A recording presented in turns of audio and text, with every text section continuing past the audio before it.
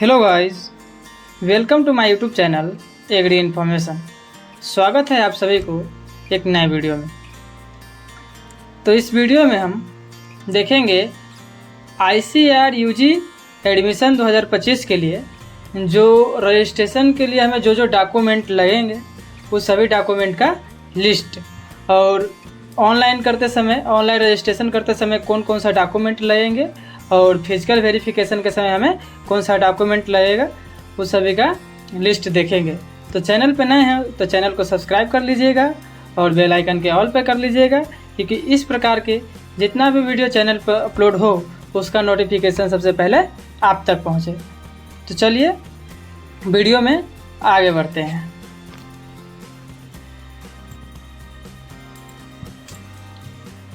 तो ये है हमारा ICAR रजिस्ट्रेशन डॉक्यूमेंट लिस्ट।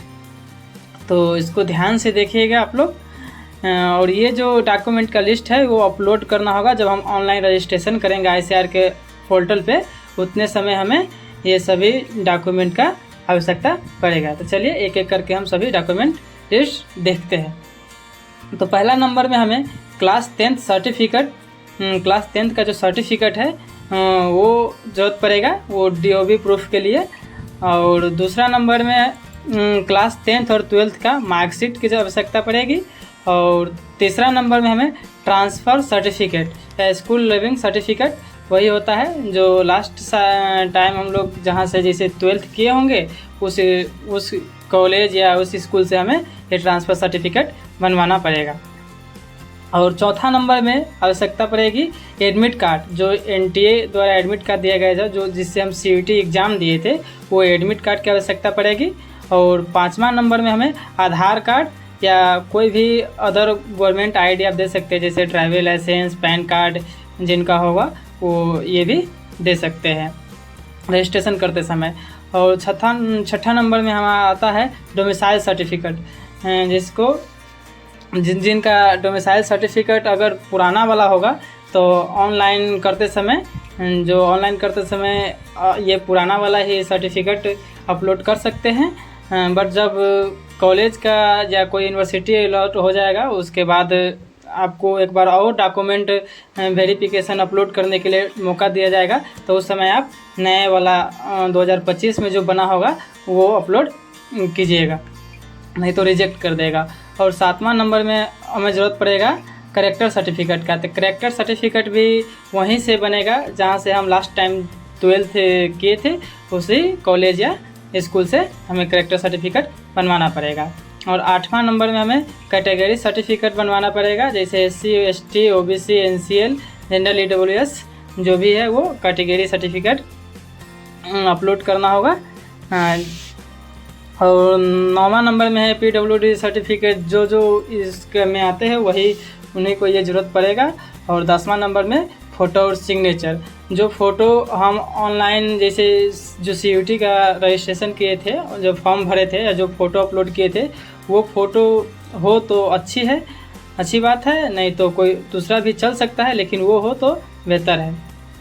तो ये हमारा जो डॉक्यूमेंट है ये सब हमें ऑनलाइन जब रजिस्ट्रेशन करना होगा, जब ICAR का रजिस्ट्रेशन शुरू होगा तो ये ऑनलाइन करते समय ये रजिस्ट्रेशन का ज़रूरत पड़ेगा, ये सभी डॉक्यूमेंट का ज़रूरत पड़ेगा और उसके बाद जो हमारा ये है डॉक्यूमेंट, ये देखिए document required during physical reporting के समय, जब हमें यूनिवर्सिटी अलॉट हो जाएगा, कोई भी यूनिवर्सिटी कॉलेज जब अलॉट हो जाएगा उतने समय हमें फिजिकल वेरिफिकेशन के समय ये डॉक्यूमेंट का आवश्यकता पड़ेगा।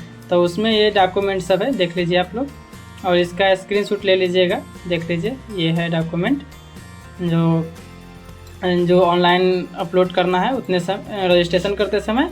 और ये फिजिकल वेरिफिकेशन के समय हमें ये सब डॉक्यूमेंट की आवश्यकता पड़ेगा, जिसमें पहला नंबर में आएगा क्लास 10th का सर्टिफिकेट, दूसरा में है क्लास 10th 12th का मार्कशीट, और तीसरा नंबर में ट्रांसफ़र सर्टिफिकेट या स्कूल लिविंग सर्टिफिकेट, और चौथा में एडमिट कार्ड, NTA द्वारा जो एडमिट कार्ड जारी किया गया था वो लगेगा।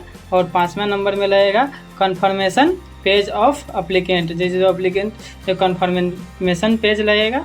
और ये जो छठा नंबर में है ICAR rank card issue bye ICAR, जो रैंक कार्ड इशू होगा, जिसे रिलीज किया जाएगा, वो रैंक कार्ड का फ़ोटो कॉपी लगेगा।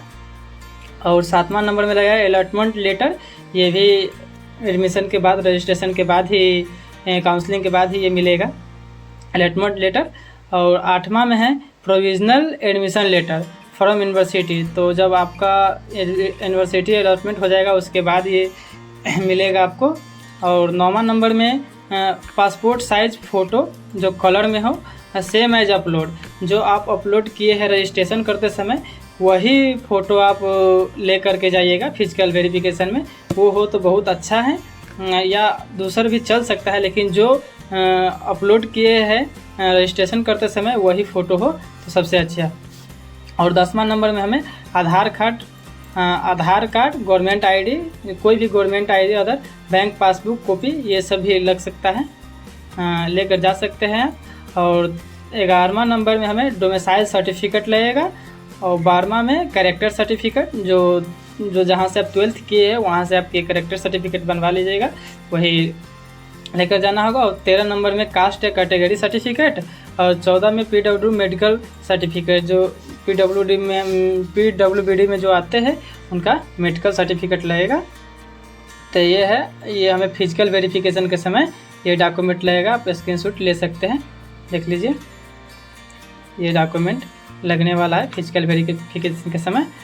और यहाँ नोट में लिखा हुआ है, ये भी आप लोग ध्यान दीजिए, लिखा है always carry original document 3-4 self attend photocopy.